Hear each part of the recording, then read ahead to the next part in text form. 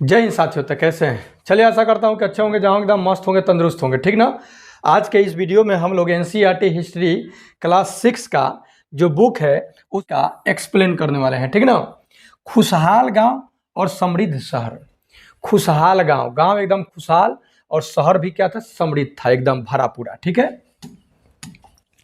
देखिए लोहार की दुकान पर प्रभाकर लोहार के दुकान पर गया है। देखिए क्या लिया है। प्रभाकर लोहारों को काम करते देख रहा था। लोहार जो था वो काम कर रहा था अपना, प्रभाकर देख रहा था। एक छोटी सी बेंच पर कुल्हाड़ी और हंसिया जैसे कुछ औजार बेचने के लिए रखे थे। एक छोटा सा बेंच था, उस पे क्या किया गया था कि हंसिया और कुछ औजार, कुल्हाड़ी, हंसिया, कुछ और औजार रखे गए थे। दूसरी ओर भट्ठी जल रही थी। औजार बनाने के लिए दो लोग लोहे की एक छड़ को गर्म कर उसे पीट रहे थे। और औजार बनाने के लिए अब कोई भी चीज बन सकता है, भाला बर्छा कुछ भी, उसको बनाने के लिए लोग क्या कर रहा था, लोहा को गर्म कर उसको पीट रहे थे। प्रभाकर को यह सब बड़ा मजेदार लग रहा था। पढ़ने गया था, खड़ा होकर के झोली टांग करके देख रहा था, ठीक ना। अब देखिए लोहे और औजार की खेती। अब मान लीजिए कि ये लोहा जो औजार जो बन रहा था, अब इसके बारे में जानेंगे हम लोग कि क्या यह एक बाइगे लोग लोहा के सामान बनाने लगा, कि क्या उसके पहले, मतलब एक बाइक यहाँ पहुंच गया कि उसके पहले कुछ किस्सा कहानी है। देखिए लोहे का प्रयोग आज एक आम बात है, हर चीज लोहा ही लोहा है। जिधर देखो लोहा, लोहे की चीजें हमारी रोजमर्रा की जिंदगी का हिस्सा बन गई है। डेली बाई डेली हम लोहा के चीजों से हम क्या करते हैं, रूबरू होते हैं। इस उपमहाद्वीप में लोहे का प्रयोग लगभग 3000 साल पहले शुरू हुआ था। इस उपमहाद्वीप मतलब भारत में लोहा का जो प्रयोग शुरू किया था लोग 3000 वर्ष पहले किया था। महापाषाण कब्रों में लोहे के औजार और हथियार बड़ी संख्या में मिले हैं। महापाषाण काल में जो कब्र था, उस कब्र में, कब्र मतलब समझ रहे हैं ना, जहाँ पे लोगों को दफनाया जाता है, ठीक है, उसमें लोहा के औजार और हथियार बड़ी संख्या मिले हैं। इसके बारे में तुम अध्याय 4 में पढ़ चुके हो। करीब 2500 वर्ष पहले लोहे के औजारों के बढ़ते उपयोग के प्रमाण मिलता है कि 2500 वर्ष पहले लोहा के औजार का प्रमाण क्या हो रहा था, उसका उपयोग बढ़ने लगा। इनमें जंगलों को साफ करने के लिए कुल्हाड़ियां और जुताई के लिए हलों का फाल शामिल है। ज़्यादातर लोग कुल्हाड़ी बनाता था पेड़ को काटने के लिए, और हल बनता था फाल, हल का फाल जिसे जुताई करने के लिए। अध्याय 5 में तुमने पढ़ा था कि लोहे के फाल के इस्तेमाल से कृषि उत्पादन बढ़ गया। पहले उसके जगह पर लकड़ी था, ठीक ना।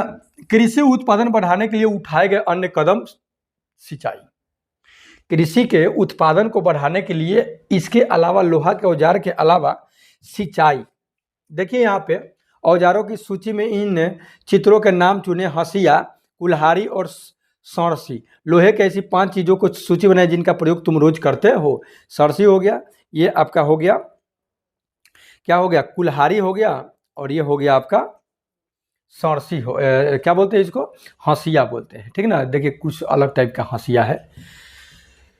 समृद्ध गांवों के बिना राजाओं और तथा उनके राज्यों के बने रहना मुश्किल था। समृद्ध अगर गांव नहीं हो, भरा पूरा गांव नहीं हो, तो वहां के राजा और उसके राज्य का बना रहना मुश्किल है। जिस तरह कृषि के विकास में नए औजार तथा रोपाई महत्वपूर्ण कदम थे, उसी तरह सिंचाई भी काफी उपयोगी साबित हुआ। इस समय सिंचाई के लिए नहरें, कुएं, तालाब तथा कृत्रिम जलाशय भी बनाया जाने लगा। बनावटी पोखर, नदी, तालाब, पोखर, गहरा गुरही, ये सब बनाया जाने लगा। इस चार्ट में तुम्हें सिंचाई में आय परिवर्तन को दिखाने के लिए खाली स्थान को सही वाक्य भरने के लिए कहा है। लोगों द्वारा परिश्रम किया गया, किसानों को लाभ मिला क्योंकि अब उत्पादन की अनिश्चितता घटी। कर अदा करने के लिए किसानों को उत्पादन बढ़ाना था। राजाओं ने सिंचाई की योजना बनाई और धन खर्च किया। राजा को सेना, महल और किले बनवाने के लिए धन चाहिए। वे किसानों से कर लेते हैं। यह सिंचाई से ही संभव है।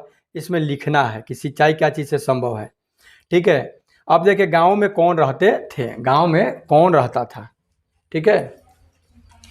देखिए इस उपमहाद्वीप के दक्षिणी तथा उत्तरी हिस्सों के अधिकांश जो गांवों में काम करते थे लोग, इस उपमहाद्वीप के दक्षिणी तथा उत्तरी हिस्सों के अधिकांश गांवों में कम से कम 3 तरह के लोग रहते थे। कम से कम कह रहा है कि 3 तरह के लोग रहते थे। तमिल क्षेत्र में बड़े भूस्वामियों को वेल्लल्ला, साधारण हलवाहों को उनवार और भूमिहीन मजदूर था उसको दास कैडेसियार और अधिमई कहलाता था वो लोग। तमिल क्षेत्र में बड़े जो भूस्वामी जो लोग थे ना उसको वेल्लल्ला कहा जाता था। वेल्लल्ला बड़े भूस्वामी जो भूमि के मालिक थे, जिनके पास बहुत ज़्यादा भूमि था, उनको वेल्लल्ला कहता था लोग। साधारण जो हलवाहा था, जो हल जोतता था, उसको उन्वार कहता था लोग। क्या बोलता था? उन्वार। और भूमिहीन जो मजदूर था, जिसके पास कोई भूमि नहीं था, ठीक ना, उसको, हाँ, भूमिहीन जो मजदूर था उसको कहा गया दास कैडेसियार और अधिमाई भी कहलाया, ठीक ना। देश के उत्तरी हिस्से में गांव का प्रधान व्यक्ति ग्राम भोजक कहलाता था, और देश के जो उत्तरी हिस्सा में जो गांव का जो प्रधान होता था, मुखिया, उसको लोग बोलता था ग्राम भोजक, ठीक है ना। अक्सर एक ही परिवार के लोग इस पद पर कई पीढ़ियों तक बने रहते थे। जैसे वो मर गया तो ओकर बेटा बनेगा, फिर इस तरह से, मतलब समझ रहे, राजतंत्र जैसा, ठीक है, रहते थे। यानी कि यह पद आनुवंशिक था। उसका दादा मर जाएगा तो उसके पापा तो उसके बाद वो, फिर उसका बेटा, ऐसे। ग्राम भोजक के पद पर आमतौर पर गांव का सबसे बड़ा भूस्वामी ही होता था। मतलब समझ लीजिए कि उस टाइम भी पावरफुल आदमी का ही बोलबाला था। साधारणतया इनकी जमीन पर इनके दास और मजदूर काम करते थे। उसके मतलब समझ, जमींदारी वाला सिस्टम वही तो ढोता है लोग ना, लकीर का फकीर बन के। इसके अतिरिक्त प्रभावशाली होने के कारण पर राजा भी कर वसूलने का काम इन्हें ही सौंप देते थे। इसी को दे देता था कि तू ही टैक्स वसूल करके मेरे को दो। ये न्यायाधीश का और कभी कभी पुलिस का काम भी करते थे, और न्यायाधीश, जज का भी काम यही सब करता था, जिसको ग्राम भोजक कहा जाता था, ठीक ना, मुखिया। ग्राम भोजकों के अलावा अन्य स्वतंत्र कृषक भी होते थे जो फ्रीडम रहते थे, ठीक ना, जिन्हें गृहपति कहते थे। वो फ्री रहता था, उसको गृहपति कहा जाता था। इनमें ज़्यादातर छोटे किसान ही होते थे। इसके अतिरिक्त कुछ ऐसे स्त्री पुरुष भी थे जिनके पास अपनी जमीन नहीं होती थी, मतलब भूमिहीन था। इनमें दास कर्मकार आते थे, जिन्हें दूसरों के ज़मीन पर काम करके अपनी जीविका चलानी पड़ती थी, जो सिस्टम आज भी जिंदा है। अधिकांश गांवों में लोहार, कुम्हार, बढ़ई तथा बुनकर जैसे कुछ शिल्पकार भी होते थे।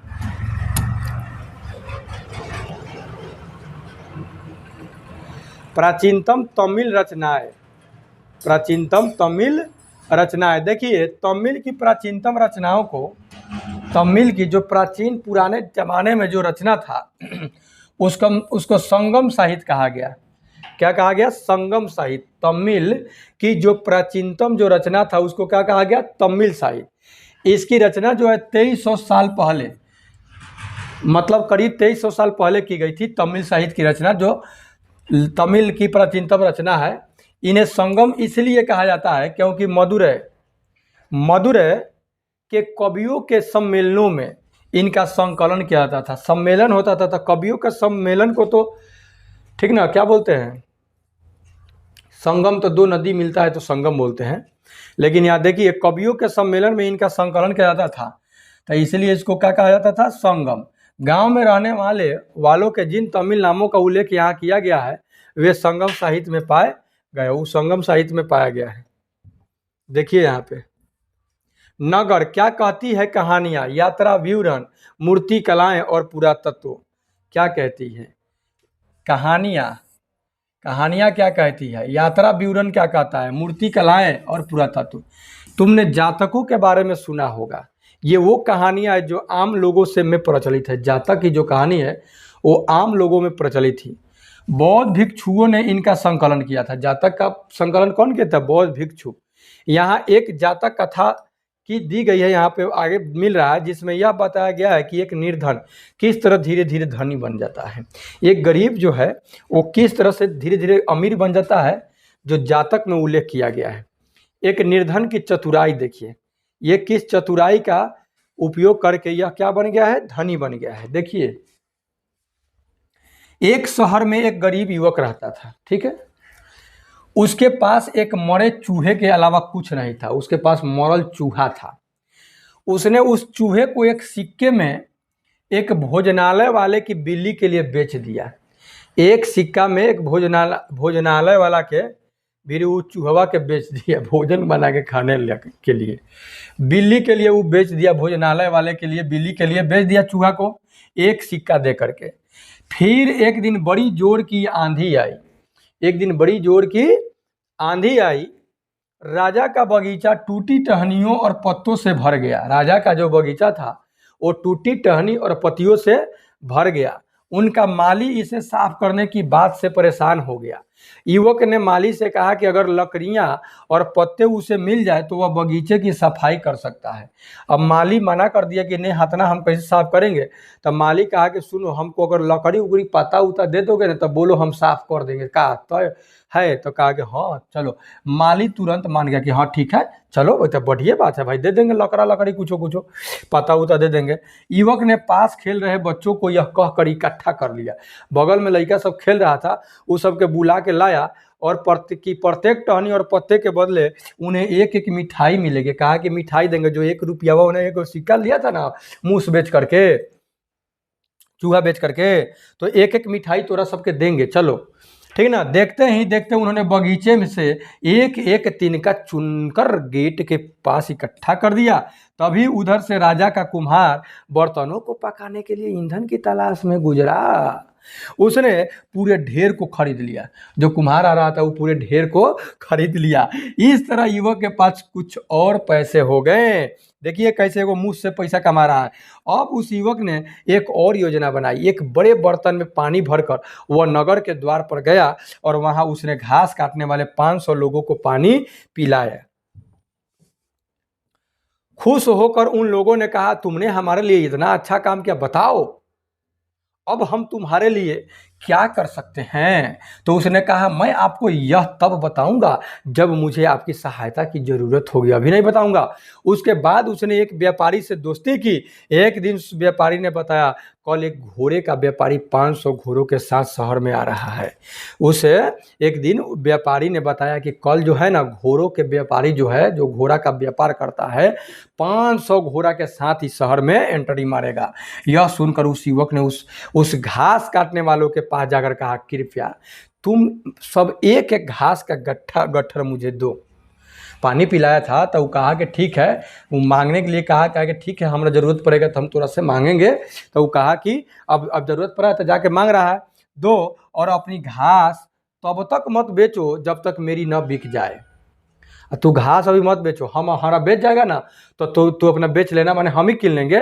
उन्होंने उसे घासों के 500 गट्ठर दे दिए। जब घोड़े के व्यापारी को कहीं भी घास न मिली तो उसने इस युवक की घास 1000 सिक्के में खरीद ली। ठीक है, देख लिए। इस कहानी में आए व्यक्तियों के व्यवसायों की सूची बनाइए कि किस तरह से यह बिजनेस किया। प्रत्येक के लिए यह तय करो कि वे क शहर में, ख गांव में, या फिर शहर और गांव दोनों में रहते थे। घोड़ों का व्यापारी शहर में क्यों आया होगा? क्यों आया होगा? घोड़ा का व्यापार करने के लिए आया होगा? क्या करने के लिए आया? घोड़ा का लोग को दिखाने के लिए आया होगा? क्या महिलाएं कहानी में बताए व्यवसायों को अपना सकती है? उतर के बताओ, हाँ महिला कहने अपना सकती है। अभी जीविका तो चलता है तो इसी तरह से तो चलता है ना। जीविका पैसा लोन मिलता है सबको, एक सदस्य लोन देती है, वो अपना कोई ना कोई काम करे, ठीक ना। लेकिन ऐसा कम में देखने को मिलता है। प्राचीन नगरों के जीवन के बारे में हमें कुछ अन्य स्रोतों से भी पता ही था। जातक का कहानी था। शहरों, गांवों या फिर जंगलों के जीवन से जुड़ी घटनाओं को मूर्तिकार कलात्मक ढंग से उकेरते थे। इन मूर्तियों को ऐसे इमारतों को रेलिंग, खंभों या प्रवेश द्वारों पर सजाया जाता था जहां लोग आते जाते थे। मूर्तिकार सब मूर्ति बनाता था और मेन द्वार पर रखता था। नीचे सांची की मूर्ति कला या मध्य प्रदेश स्थित सांची के स्तूप, ये नीचे दिया हुआ है। यहाँ जो देख रहे हैं ना, ये देखिए, इसमें सब मूर्ति सब बना हुआ है, सब चित्र बना हुआ है, ठीक ना, जो कि किताब के फ्रंट पेज पर यही है। मूर्ति कला का नमूना है। इसमें शहर के जीवन का एक दृश्य है कि शहर का माना किस तरह से है। तुम 11 अध्याय में सांची के बारे में पढ़ोगे। इन दीवारों को देखो, क्या वे ईंट की बनी है क्या, या फिर लकड़ी या पत्थर से, क्या इसकी रेलिंग लकड़ी की बनी है। इन इमारतों के छत का वर्णन करना है। दिल्ली में मिला वल्लैकूप हड़प्पा के जल निकास व्यवस्था से यह कैसे भिन्न है, ठीक ना। देखिए अध्याय 5 में वर्णित अनेक शहर महाजनपदों की राजधानी थे। जैसा कि तुमने पढ़ा, इनमें से कुछ परकोटों से घिरे हुए थे। परकोट मतलब चारों ओर से बड़ा बड़ा इमारत। जैसा कि तुम ऊपर के चित्र में देख रहे हो, अनेक शहरों में वलयकूप मिले हैं, वलय के जैसा कूप, ठीक ना। ये वलयकूप मुसलखाने, नाली या कूड़ेदान के लिए प्रयुक्त होता था। प्राय ये वलयकूप लोगों के घरों में होते थे जो सरियाया गया है, ठीक ना। वलय छल्ला की तरह जो कूप है, देख नहीं रहे हैं, गोल गोल गोल गोल छल्ला की तरह कूप है। आज जो मान लीजिए कि सोखता बनता है, इस तरह से ही रहता है। मॉलों बाजारों या घरों में क्या अवशेष के रूप में कम मिले, संभवतः लकड़ी, मिट्टी या कच्ची ईंटों या छप्पर से बने होने के कारण ये ज़्यादा समय तक टिक नहीं पाए होंगे। भविष्य में पुरातत्वविद इनकी खोज कर सकते हैं। प्राचीन शहरों के बारे में वहाँ कहाँ गए, वहाँ गए नाविकों तथा यात्रियों के विवरण द्वारा भी पता चलता है कि ऐसा ही एक विस्तृत विवरण किसी अज्ञात यूनानी नाविक का है। अब देखिए बेरिगाज्जा, ये भरूच का यूनानी नाम की कहानी है। भरूच का यूनानी नाम क्या है? बड़ीगज्जा, बड़ीगाजा। बड़ीगाजा, बेरीगाजा की संकरी खाड़ी में, संकरी मतलब पतला खाड़ी में समुद्र से आने वालों के लिए नाव चला पाना बहुत मुश्किल होता है। राजा के द्वारा नियुक्त कुशल और अनुभवी, राजा जिसको नियुक्त करता है कुशल और अनुभवी एक्सपीरियंसफुल व्यक्ति स्थानीय मछुआरों की यह जहाज ला सकता है। जो स्किल सीखा है वही ला सकता है बेरीगज्जा से। बेरीगज्जा में शराब, तांबा, टीन, शीशा, मूंगा, पुखराज, कपड़े, सोने और चांदी के सिक्के का आयात होता था बेरीगज्जा में। हिमालय की जड़ी बूटियां, हाथी दांत, गोमेद, कार्निलियस, सूती कपड़ा, रेशम तथा इत्र यहाँ ही नियमित निर्यात किए जाते थे। राजा के लिए व्यापारी विशेष उपहार लाते थे। राजा के लिए जो व्यापारी होता था विशेष रूप से गिफ्ट भी लाता था। इनमें चांदी के बर्तन, वाह वाह वाह, गायक किशोर, सुंदर औरतें, अच्छा, अच्छी शराब तथा उत्कृष्ट महीन कपड़े शामिल थे पोटने के लिए राजा के। बेरीगज्जा से आयात और निर्यात होने वाली चीजों की सूची बनाइए। तो क्या ऊपर तो सूची है, आगे जानेंगे। पतनों पर वह गया, उन सभी के बारे में उसने लिखा। मानचित्र में अभिरुचि ढूंढो, अब उनके द्वारा दिए गए वर्णनों का। ये आहत सिक्के समझिए, बहुत इंपॉर्टेंट है। आहत सिक्के सामान्यतः आयताकार और कभी कभी वर्गाकार या गोल भी होता था। आहत सिक्का जो होता था कभी कभी आयताकार और कभी कभी वर्गाकार या गोल भी होता था। या तो धातु की चादर को काटकर या धातु के चपटे गोलिकाओं से बनाए जाते थे। इन सिक्कों पर कुछ लिखा हुआ नहीं था, बल्कि इन पर कुछ चिन्ह ठप्पे से बनाए जाते थे, इसीलिए ये आहत सिक्के कहलाए। आहत मतलब समझ रहे हैं, चोट पहुंचा करके और पर ठप्पा लगा करके। ये सिक्के उपमहाद्वीप के लगभग अधिकांश हिस्सों में पाए जाते हैं, भारत में अधिकांश भाग में, और ईसा की आरंभिक सदियों तक ये प्रचलन में भी रहा। देखिए यही है आहत सिक्का, ये बना करके ओकरा पर मार दिए गए हैं मुहर, ठप्पा। सिक्के पृष्ठ 82 पर दी गई कहानी में तुमने देखा कि किस तरह सिक्कों के आधार पर संपत्ति का मूल्यांकन किया गया। उसको एक सिक्के ही मिला था जी, चूहा बेचा था। तो पुरातत्वविदियों को इस युग के हजारों सिक्के मिले हैं। इस युग में ऐसा हजारों सिक्के मिले हैं। सबसे पुराने आहत सिक्के थे। सबसे पुराना जो सिक्का था वो आहत सिक्का था। मतलब आहत मतलब कि गोल करके ऊपर के क्या कर दिया गया, मोहरा मार दिया गया है, जो करीब 500 साल चले। ये 500 साल आहत सिक्का चला, ठीक ना। चांदी या तांबे के सिक्के पर विभिन्न आकृतियों को आहत कर बनाए जाने के कारण इन्हें आहत सिक्का कहा जाता था। विनिमय के अन्य साधन भी। विनिमय मतलब आदान प्रदान, लेन देन का अन्य साधन क्या था? देखिए संगम साहित्य की एक छोटी सी कविता को पढ़ो। संगम साहित्य में एक छोटी सी कविता है। खेतों के सफेद धान गाड़ियों पर लादे जा रहे हैं, नमक के लिए लंबे लंबे रास्ते, चांदी से सफेद रेत पर परिवार को समेटे कहीं पीछे छूट न जाए। शहरों से नमक के सौदागरों के यूं चले जाने से सिर्फ सन्नाटा रह जाता है। समुद्र के किनारे नमक का बहुत ज्यादा उत्पादन होता था। समुद्र के किनारे ही तो होता है ना। कविता उसमें एक दिया हुआ है। नगर अनेक गतिविधियों का केंद्र। अब नगर जो था अनेक गतिविधि, अनेक एक्टिविटी वहां पे होता था। अक्सर नगर कई कारणों से महत्वपूर्ण हो जाते हैं। उदाहरण के लिए मथुरा को देखो, यह 2500 साल से भी ज़्यादा समय से एक महत्वपूर्ण नगर रहा मथुरा, क्योंकि यह यातायात और व्यापार के दो मुख्य रास्तों पर स्थित है। यातायात मतलब आने और जाने में, ठीक ना। इनमें से एक रास्ता उत्तर पश्चिम से पूरब की ओर और दूसरा उत्तर दक्षिण से की ओर जाने वाला था। शहर के चारों ओर किलेबंदी थी। शहर के चारों ओर किलाबंदी किया था, किला बनाया गया था। इसमें अनेक मंदिर थे। आसपास के किसान तथा पशुपालक शहर में रहने वालों के लिए क्या करता था, भोजन जुटाता था किसान। मथुरा बेहतरीन मूर्तियों बनाने का केंद्र था। मथुरा में बेहतरीन मूर्ति बनता था। लगभग 2000 साल पहले मथुरा कुषाणों की दूसरी राजधानी थी। कुषाण की दूसरी राजधानी लगभग 2000 साल तक मथुरा रहा। इसके बारे में तुमने अगले अध्याय में पढ़ोगे। मथुरा एक धार्मिक केंद्र भी रहा है, आज भी धार्मिक केंद्र है। यहाँ बौद्ध विहार और जैन मंदिर भी है। यह कृष्ण भक्ति का एक महत्वपूर्ण केंद्र है, ठीक ना। मथुरा में कृष्ण के भक्ति का, देखिए मथुरा में प्रस्तर खंडों तथा मूर्तियों पर अनेक अभिलेख भी मिले हुए हैं। आमतौर पर ये संक्षिप्त अभिलेख है, संक्षिप्त छोटा, जो स्त्रियों तथा पुरुषों द्वारा मठों या मंदिरों को दिए जाने वाले दान का उल्लेख करता है।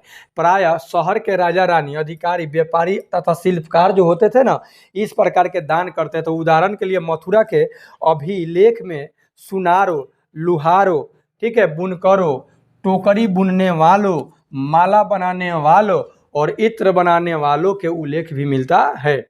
मथुरा के लोगों के व्यवसाय की एक सूची बनाता रहते। ये सब तो सूची हो गया। शिल्प तथा शिल्पकार, देखिए उत्तरी काले चमके पात्र, उत्तरी काले चमके पात्र, NBPW, नॉर्थ ब्लैक, उसके बाद चमकते तो ब्राइट होता है ना पात्र। ये एक कठोर चाक निर्मित धातु की तरह दिखने वाला तथा चमकदार काली सतह वाला पात्र था। कठोर था, चाक पर इसको बनाया गया था, है ना, धातु की तरह दिखने वाला था, चमकदार था, काली इसका सतह था। इसे बनाने के लिए कुम्हार मिट्टी के बर्तनों को भट्ठों पर उच्च तापमान पर रखते थे, जिसके परिणाम स्वरूप इन बर्तनों की बाहरी सतह काली हो जाती थी। इस पर एक पतली काली लेप भी चढ़ाई जाती थी ऊपर से,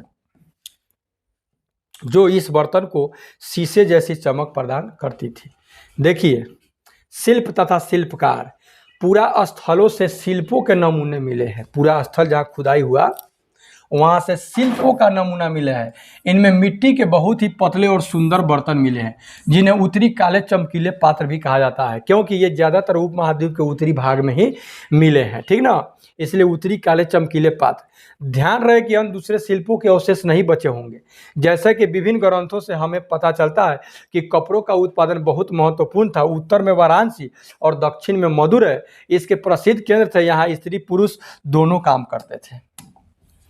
अनेक शिल्पकार तथा व्यापारी अपने अपने संघ बनाने लग गए थे, ठीक ना, लगे थे, जिन्हें श्रेणी कहते थे। शिल्पकारों की श्रेणियों का काम प्रशिक्षण देना था। वो एक क्या करता था, सबको ट्रेनिंग देता था, कच्चा माल उपलब्ध कराना तथा तैयार माल का वितरण करना था। जबकि व्यापारियों का श्रेणी जो था व्यापार का संचालन करती थी। श्रेणियां बैंकों के रूप में भी काम करती थी, जहां लोग पैसे जमा करते थे। इस धन का निवेश लाभ के लिए किया जाता था, जिससे मिले लाभ का कुछ हिस्सा जमा लोग कर देता था और बाकी लौटा देता था, या फिर मठ आदि धार्मिक संस्थानों को क्या करता था, दान कर देता था, दे देता था लोग, ठीक ना। देखिए सूत काटने और बुनने का नियम क्या था उस टाइम। ये नियम अर्थशास्त्र के हैं। अध्याय 7 में अर्थशास्त्र का उल्लेख किया गया है। इसमें वर्णन किया गया है कि किस प्रकार एक विशेष पदाधिकारी की देखरेख में कारखानों में सूत की कताई और बुनाई की जाती थी। ऊन, पेड़ों की छाल, कपास, पटुआ तथा सन मतलब सनई को तैयार करने के काम में विधवाओं, सक्षम महिलाओं, भिक्षुणियों, वृद्ध वेश्याओं, राजा की अवकाश प्राप्त दासियों, सेविकाओं और अवकाश प्राप्त देवदासियों को भी लगाया जा सकता था। इन्हें इनके काम के और गुणवत्ता के अनुसार पारिश्रमिक भी दिया जाता था। जो जितना स्किल सीखा है उसके अनुसार मिलता था इसको। जिन महिलाओं को बाहर निकलने की अनुमति नहीं है, वे अपनी दासियों को भेजकर कच्चे माल को मंगवा सकती है और फिर तैयार माल उन्हें भिजवा सकती है। घरे में मंगवा लेगी या बना करके भेजेगी। वे औरतें जो कारखाने तक जा सकती है, उन्हें अपना माल कारखाने के तक तरके ले जाना पड़ता था जहां उन्हें पारिश्रमिक मिलता था। इस तरह इस समय माल की अच्छी तरह जांचने के लिए रोशनी भी रहती थी। अगर निरीक्षक उस औरत की तरफ देखता है या इधर उधर की बातें करता है तो उसे सजा भी मिलनी चाहिए थी। ठीक ना। अगर औरत ने अपना काम पूरा नहीं किया तो उसे जुर्माना भी देना होगा। इसके लिए उसका अंगूठा भी काटा जा सकता था। अच्छा जी, ये भी था नियम कानून। अब सूक्ष्म निरीक्षण तनका जान लीजिए। अरिकामेडु अरिकेमामेडु जो पुद्दुचेरी में है, ढूंढो। 8 में रोम के बारे में दी जानकारी को पढ़ो। लगभग 2200 से 1900 साल पहले अरिकामेडु एक पतन था। पतन समझ रहे ना? पतन मतलब जहाँ पोत, जहाँ जहाज आकर रुकता है, जहाँ दूर दूर से आए जहाजों से सामान उतारे जाते थे। यहाँ ईंटों से बना एक ढांचा मिला है जो संभवतः गोदाम रहा होगा। ठीक ना। वहाँ भूमध्य सागरीय क्षेत्र के एम्फोरा जैसे पात्र भी मिले हैं। इसमें शराब या तिल जैसे तरल पदार्थ रखे जा सकते थे। किसमें? एम्फोरा में। इनमें दोनों तरफ से पकड़ने के लिए हत्थे भी था, कड़ाही के जैसा। साथ ही यहाँ एरेटाइन जैसे मुहर लगे लाल चमकदार बर्तन भी मिले हैं। एरेटाइन, ठीक ना। इन्हें इटली के एक शहर के नाम से एरेटाइन पात्र के नाम से जाना। इटली में एक शहर था एरेटाइन, उसी के नाम से एरेटाइन पात्र। इसे मुहर लगे साँचे पर गीली चिकनी मिट्टी को दबा करके बनाया जाता था। ठीक ना। एरेटाइन को देखिए, यही एरेटाइन है। अभिलेख मिट्टी का बर्तन। कई बर्तनों ब्राह्मणी लिपि में अभिलेख भी मिले हैं। ब्राह्मणी लिपि में प्रारंभ में तमिल भाषा के लिए इसी लिपि का प्रयोग किया जाता था। तमिल में ब्राह्मणी लिपि, इसलिए इन्हें तमिल ब्राह्मणी अभिलेख भी कहा जाता है। ऐसे बर्तनों भी मिले हैं जिनका डिजाइन तो रोम का था, किंतु किंतु किंतु वे यहीं बना जाते थे। रोम का डिजाइन था लेकिन बनता था यहीं। यहाँ रोमन लैंप, शीशे के बर्तन तथा रत्न भी मिले हैं। साथ ही छोटे छोटे कुंड भी मिले हैं जो संभवतः कपड़े की रंगाई के पात्र रहे होंगे। ठीक ना। यहाँ पर शीशे और अर्ध बहुमूल्य पत्थरों के मनके भी बनाने के पर्याप्त साक्ष्य मिले हैं। ठीक है। इटली की राजधानी रोम। अन्यत्र देखिए यहाँ एक्वाडक्ट मानचित्र इसमें देखिए। रोम को ढूंढने के लिए कहा, यह यूरोप के सबसे पुराने शहरों में से एक है। इसका विकास लगभग तभी हुआ जब गंगा के मैदान में शहर बस रहे थे। रोम भी उसी टाइम बसा। ठीक ना। रोम एक बहुत बड़े साम्राज्य की राजधानी था। यह यूरोप, उत्तरी अफ्रीका तथा पश्चिमी एशिया तक फैला साम्राज्य था। इसके सबसे महत्वपूर्ण शासकों में से एक था ऑगस्टस। ठीक ना। ऑगस्टस जो था यह सबसे महत्वपूर्ण शासक था। करीब 2000 साल पहले शासन किया था। उसने कहा था कि रोम ईंटों का शहर था, ईंटों का शहर, जिसे मैंने संगमरमर से का बनवाया। पहले ईंट का था, बाद में उसको काथी से बनवाया? संगमरमर से। ऑगस्टस और उसके बाद के शासकों ने कई मंदिर तथा महल भी बनवाए। ऑगस्टस ने बड़े बड़े रंगमंडल यानी एम्फीथिएटर बनवाया। इनमें चारों तरफ दर्शकों के बैठने की सीढ़ी नुमा जगह होती थी। ठीक ना। यहाँ देखिए एक्वाडक्ट है। ठीक ना। एक्वाडक्ट का यहाँ चीज़, यहाँ लोग विभिन्न प्रकार के कार्यक्रम देख सकते थे। उन्होंने स्नानागार भी बनवाए, स्विमिंग पूल भी बनाया, जहाँ स्त्रियों तथा पुरुषों के लिए अलग अलग समय निर्धारित है। यहाँ लोग एक दूसरे से मिलते थे और आराम करते थे। बड़े बड़े जलवाही यानी सेतु यानी एक्वाडक्ट के जरिए शहर के स्नानागारों, फव्वारों तथा गुसल खानों के लिए पानी भी लाया जाता था। ठीक है। ये सब था प्राचीन में। तो यही था आपका इस चैप्टर में दिया हुआ। ठीक है। तो चलिए, फिलहाल वीडियो आपको कैसा लगा अपना प्रतिक्रिया कमेंट बॉक्स में दें। फिर मिलते हैं नेक्स्ट चैप्टर के लिए, नेक्स्ट चैप्टर को लेके नेक्स्ट वीडियो में। तब तक इजाज़त, take care and good bye.